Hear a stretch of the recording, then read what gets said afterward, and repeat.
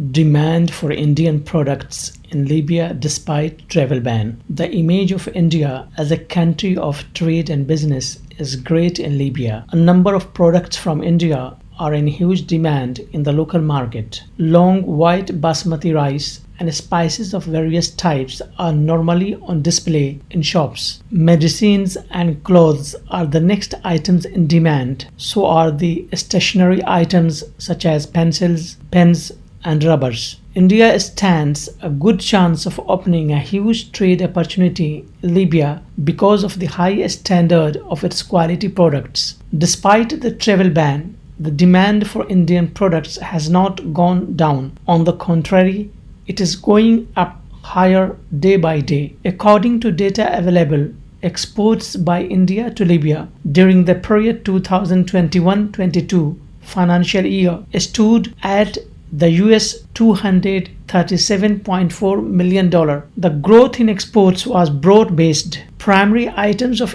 India's exports included engineering goods, drugs, medical equipment, minerals, coffee, ceramic products, and glassware. The main item of India's imports from Libya is petroleum and aluminium ores. In April 2014, Punj Lloyd won a contract of US $665 million to set up infrastructure facilities in Zalitan city. Bharat Heavy Electricals Limited (VAIL) also successfully completed the execution of the prestigious Western Mountain Gas Turbine Power Project. Apart from this, many Indian IT companies like JMR, DSS Software, iFlex Solutions, and others have continued to provide software solutions to various Libyan companies, especially in the banking sector. Several Indian companies are also seeking to resume stalled projects in Libya once the security situation improves. India and Libya have historically enjoyed close economic ties since long. Undoubtedly, India as a global power has a greater role to play